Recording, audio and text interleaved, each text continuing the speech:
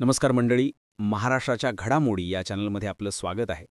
मुंबईमध्ये आज महाविकास आघाडी आणि मनसे यांनी मोठा गाजावाजा करत सत्याचा मोर्चा काढला. या मोर्चाची तयारी गेले काही दिवस सुरू होती आणि बऱ्यापैकी याला यश मिळालं दिसलं, कारण मोठी गर्दी या निमित्ताने किंवा शक्तीप्रदर्शन करण्यामध्ये महाविकास आघाडीचे घटक पक्ष आणि मनसे हे यशस्वी ठरले. महाराष्ट्राच्या कानाकोपऱ्यातून मोठ्या संख्येने कार्यकर्ते जे आहेत ते जमा झाले आणि फॅशन स्ट्रीटपासून मनपा भवनपर्यंत हे सगळे नेते जे आहेत ते चालत गेले. विशेष म्हणजे राज ठाकरे जे आहेत त्यांनी एक प्रकारे या सगळ्या मोर्चाचं पुढारपण किंवा नेतृत्व केलं असं म्हणता येईल, कारण त्यांनीच सांगितलं होतं की महाराष्ट्रामध्ये काय आग आहे, किती ताकद आहे ही दिल्लीला कळू द्या किंवा काय आग पेटलेली आहे ते कळू द्या. आणि राज ठाकरेंनी स्वतः नेहमीप्रमाणे छाप पाडली याची, कारण ते स्वतः मुंबईची जीवनवाहिनी म्हणतात म्हणजे लोकल ट्रेन त्यांनी सुरुवातीला प्रवास केला, त्याच्यानंतर ते मोर्चामध्ये सहभागी झाले. म्हणजे हळूहळू लोकांमध्ये मिसळणं, लोकांशी कनेक्ट होणं हे राज ठाकरेंनी साध्य केलं. उद्धव ठाकरेंनी देखील अशाच पद्धतीने वातावरण निर्मिती करताना दिसतात. म्हणजे राज आणि उद्धव हे जवळ येताना दिसतंय, त्यांची एकजूट दिसते. पण त्याचबरोबर आज काँग्रेस, राष्ट्रवादी किंवा कम्युनिस्ट सगळ्याच पक्षांचे महत्त्वाचे जे नेते होते ते झाडून उपस्थित होते. बघितलं तर काँग्रेसचे बाळासाहेब थोरात असतील, विजय वडेवट्टीवार असतील किंवा राष्ट्रवादीचे खुद्द शरद पवार असतील, जयंत पाटील असतील, शेकापचे जयंत पाटील असतील, हे सगळे मोठे नेते ज्यांना म्हणता येईल ते. त्यामुळे मविवाची जी एक एकजूट आहे ती दिसली. याची तुलना जी आहे ती परत एकदा संयुक्त महाराष्ट्र चळवळीशी किंवा त्या आंदोलनाशी केली गेली. योगायोगाने बघा, आज 1 नोव्हेंबर आहे. बेळगावमध्ये सुद्धा काळा दिन मराठी जणांतर्फे साजरा केला जातो. तिथेही एक मोर्चा निघाला.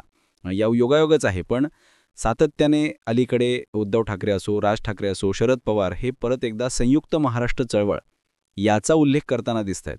आणि कुठेतरी एक अधोरेखित करण्याचा हा पॉईंट आहे की तेव्हा देखील सगळे मराठीजन एकत्र आले होते आणि आज तशाच प्रकारे सगळे मराठी माणसं जी आहेत ती सगळी एकत्र येताना बघायला मिळत आहेत. याचं वैशिष्ट्य परत एकदा म्हणता येतील याची की घणाघाती आरोप केले गेले. राज ठाकरे जे आहेत त्यांनी परत एकदा ते गेले काही दिवस सातत्याने जे पुरावे मांडतायत वेगवेगळे ते त्यांनी आज परत मांडले. आज दुबार मतदार म्हणजे त्यांनी गठ्ठाच आणला होता आणि त्यांनी त्यांच्या शैलीमध्ये सुरुवातीला सांगितलं की इथं 2 पाटील आहेत, शेकापचे जयंत पाटील किंवा राष्ट्रवादीचे जयंत पाटील. म्हणजे हे 2 इथं दुबार आहेत, तसेच इथं मी दुबार मतदानाचे गठ्ठे आणलेले आहेत. आणि मग त्यांनी त्यांच्या शैलीमध्ये आकडेवारी सांगत कुठं किती दुबार मतदार आहेत, त्यांची संख्या किती मोठी आहे हे त्यांनी सांगितलं. आणि परत एकदा की असं असेल तर ही मॅच फिक्सिंग आहे. मतदार याद्या स्वच्छ झाल्याशिवाय तुम्ही निवडणुका घेऊच कशा शकता. आणि नुसते एवढ्यावरती थांबले नाहीत. त्यांनी हे सांगितलं की हे सगळे जे मतदार आहेत ते घरोघरी जाऊन कार्यकर्त्यांनी चेक करा, त्यांचे चेहरे बघा आणि हे जेव्हा केव्हा निवडणुका होतील तेव्हा हे आले तर त्यांना फोडून काढा, असंही त्यांनी सांगितलं. त्यामुळे कुठेतरी ज्याला म्हणतो की आपण राज ठाकरे हेच या त्यांच्या शैलीमध्ये, आक्रमक शैलीमध्ये पुरावे देत त्याला आपण म्हणतो की हेडलाईन जी आहे ती मिळवून देतात. उद्धव ठाकरेंनी देखील त्यांच्या सुरात सूर मिसळला. तेही असं म्हणाले की याच्यात गडबड आहे. आज स्वतः उद्धव ठाकरेंनी त्यांनी अर्ज केलेला नसताना सुद्धा त्यांच्या नावावरती अर्ज केलेला आहे व्हेरिफिकेशनसाठी, हे त्यांनी सांगितलं. म्हणजे हळूहळू कशा पद्धतीने याच्यामध्ये घोळ आहे इकडे लक्ष वेधण्याचा प्रयत्न सातत्याने या सगळ्या ठाकरे बंधू असतील किंवा मविवाचे जे घटक पक्ष असतील ते करताना बघतायत. उद्धव ठाकरेंनी देखील एक प्रकारे सुरात सूर मिसळला आणि निवडणुका होऊ द्यात असं आमचं म्हणणं नाही आहे, परंतु असं असेल तर कशी काय लोकशाही टिकणार किंवा लोकशाही मार्गाला आम्ही लढा शिकवायला तुम्हाला उत्सुक आहोत. पण त्याच्या आधी ह्या सगळ्या याद्या साफ करा. थोडक्यात परत एकदा आज तोच सूर आळवला गेला की मतदार याद्यामधले घोळ जोपर्यंत मिटत नाहीत, याद्या जोपर्यंत स्वच्छ होत नाहीत, तोपर्यंत तुम्ही कसे काय निवडणुका घेऊ शकता किंवा निवडणुका घेणार का, याच्यावरती प्रश्नचिन्ह लावलं गेलं. जर आपण बघितलं तर कुठेतरी भाजप जे आहे त्याला उत्तर देताना दिसतंय. टीकाही होती की मोर्चा जर निवडणूक आयोगाविरुद्ध आहे, आक्षेप जर निवडणूक आयोगाच्या विरोधी आहेत, तर मग भाजप काय याला उत्तर देत आहे. कदाचित त्यामुळेच भाजपने देखील मूक मोर्चा काढला आणि अशी खिल्ली उडवली गेली की मग भाजप खूप बोलत आहे त्यामुळे भाजपने मौन पाळले, त्यामुळे त्यांनी मूक मोर्चा काढला. हेच बरं झालं. पण विनोदाचा भाग जरी सोडला तरी भाजपकडून सातत्याने हेटाळणी केली जाते आणि सांगितलं ते की पराभूत मानसिकता आहे या सगळ्या नेत्यांची आणि हे निवडणूक हारलेले आहेत आधीच आणि याच मानसिकतेतून हे अशा पद्धतीने उत्तर देताना बघतायत.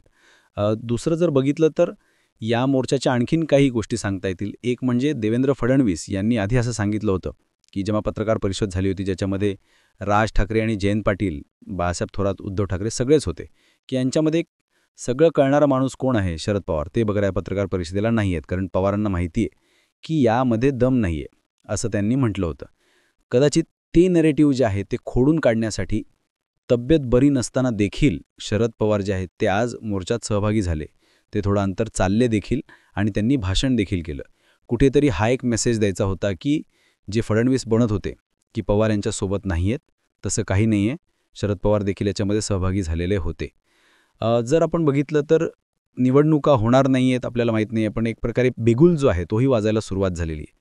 कारण जेव्हा आदित्य ठाकरे यांनी देखील राहुल गांधींच्या शैलीमध्ये, वरळीमध्ये कशा पद्धतीने मतदार घोळ आहे ते दाखवलं, तेव्हा फडणवीसांनी त्यांना सांगितलं की आदित्य ठाकरे तुम्ही महाराष्ट्राचे पप्पू होऊ नका, तुम्ही पप्पूगिरी करू नका. बघा, राज ठाकरे हेच करतायत वेगळ्या शैलीमध्ये. राज ठाकरेंना फडणवीस पप्पू म्हणत नाही आहेत, ते आदित्यांना म्हणतायत.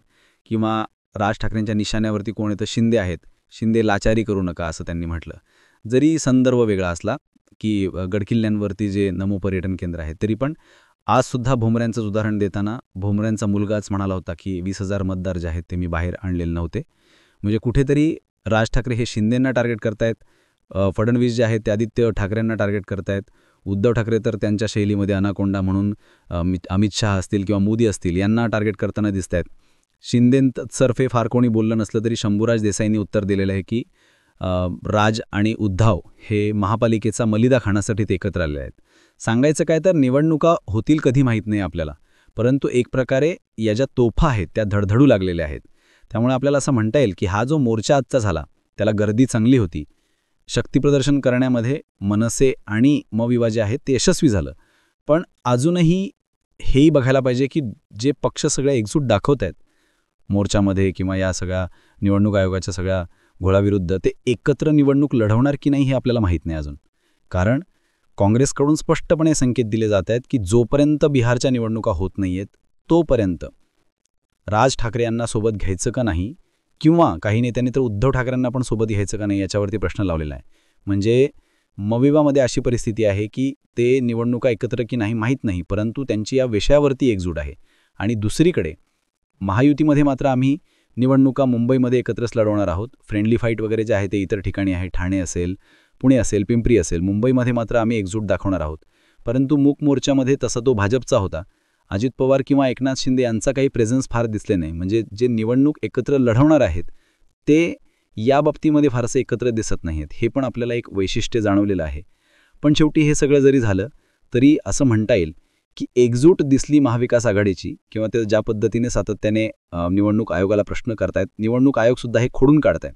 आपण जर बघितलं तर नवी मुंबईच्या आयुक्तांच्याच पत्त्यावरती इतक्या सगळ्या मतदारांचं सांगितलं होतं, मग तो लँडमार्क म्हणून तो बंगला कसा वापरला गेला असं उत्तर देण्यात आलं.